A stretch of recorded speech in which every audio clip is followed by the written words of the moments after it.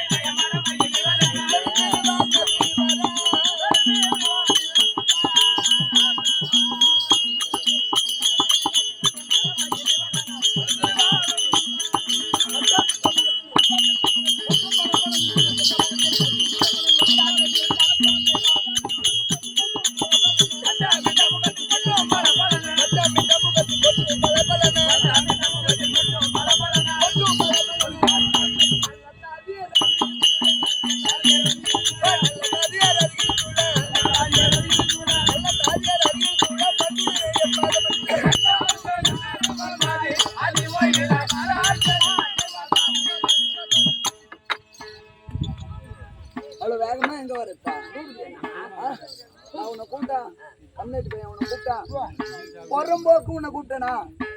எச்சகல்ல உன்னை கூப்பிட்டனா? பொறம்போக்குன்னா அவ்வளோ கேவலமா நினைக்காத. ஒரு ஊருன்னு இருந்தா அந்த ஊருக்கு ஒரு 4 செட்டு பொறம்போக்கு கேளு. திடீர்னு ஒரு ரேஷன் கார்டு கட்ட வரும், ஒரு ஹாஸ்பிட்டல் கட்டுவாங்க, ஒரு டேங்க் கட்டுவாங்க. அந்த ஊர்ல பொறம்போக்கு தான் கட்ட முடியும். பொறம்போக்குல பட்டாவில் விடுவாங்க.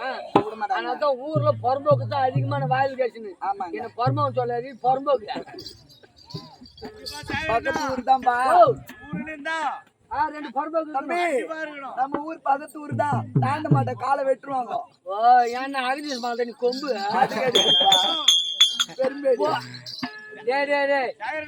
ஊர்ல பொங்குற மாதிரி அது சொந்த ஒரு பெருமை. அப்படி இருந்தாலும் காடு இருப்பா மாட்டேன். அப்படி இருந்தாலும் ஒரு பெண்மணியாகப்பட்ட பிறந்திருந்தால் இந்த பூலோகத்திலே எப்படி தெரியுமா இருக்க வேண்டுமா?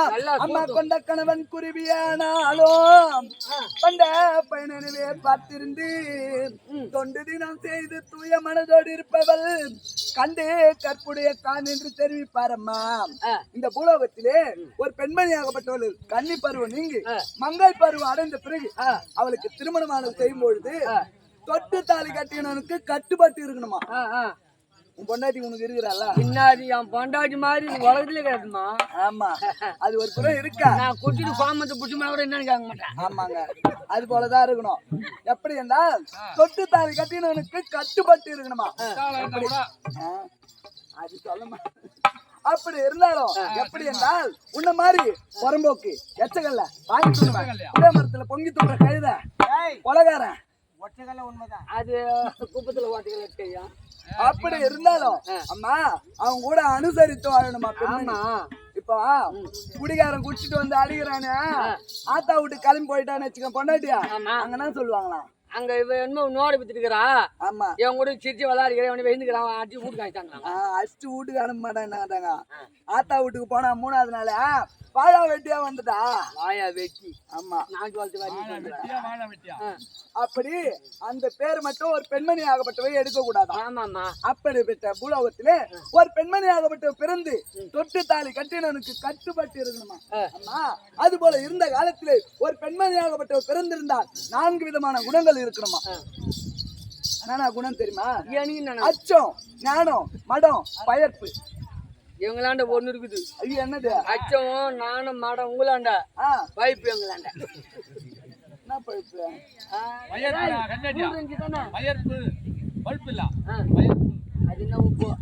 தாதியம்மா அப்படி 4 விதமான குணங்கள் பறித்திருக்க வேண்டுமா ஒரு பெண்மணி ஆகப்பட்டவர்.